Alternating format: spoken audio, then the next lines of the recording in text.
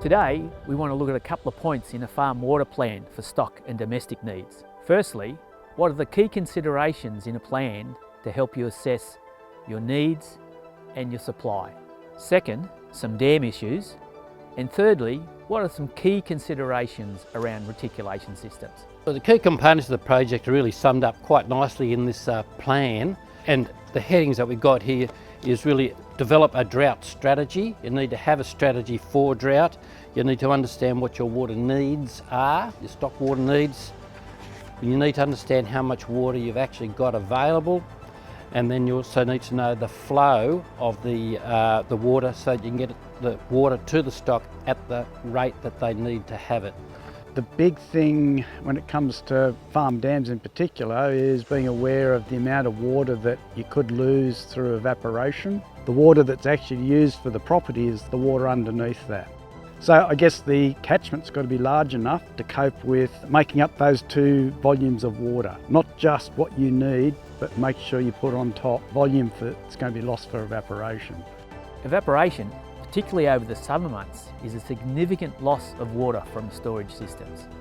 For example, if you have a dam 3 metres deep, you might lose up to 1 metre of that water over the summer, or even more the further west you go.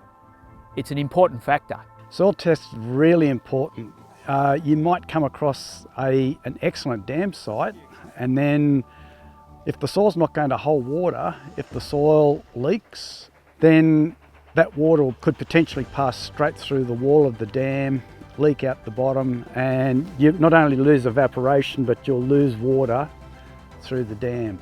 So doing some basic soil tests to work out how much clay is present and what type of dispersion might be present within that soil goes a long way to making sure that dam will hold water. Design is very important because it will help you to work out the size of the catchment, the rainfall for the area, the volume of water that catchment will create, will it meet your needs?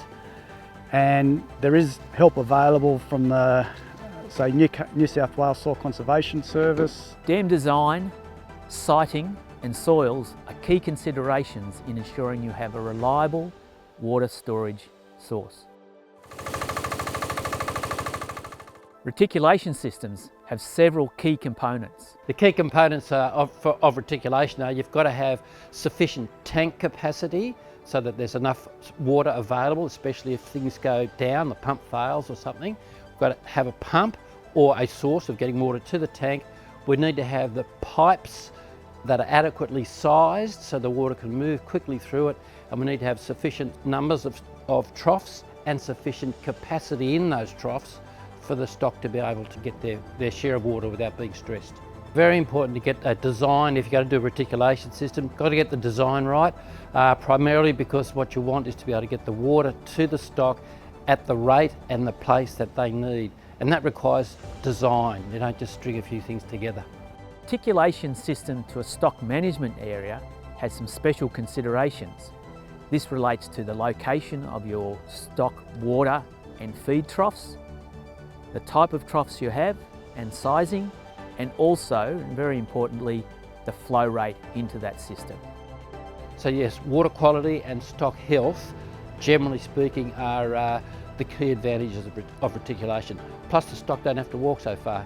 Look, it's been great to see people's realisation about their stock water when they're realised really sometimes they haven't got anywhere near as much as they think they have actually available, and particularly the light bulbs going on about evaporation. And it's also been eye-opening to me to see just how devastating for some people the drought and the fires had been in recent times. Whether you're planning on a stock water system for paddock needs or a stock management area, it's highly desirable to get input from a professional, water specialist or a supplier to ensure you have the right storage capacity, using the appropriate pipe diameters, the most suitable and appropriate troughs, and lastly, but most importantly, that you have a pump with the right capacity and head pressure.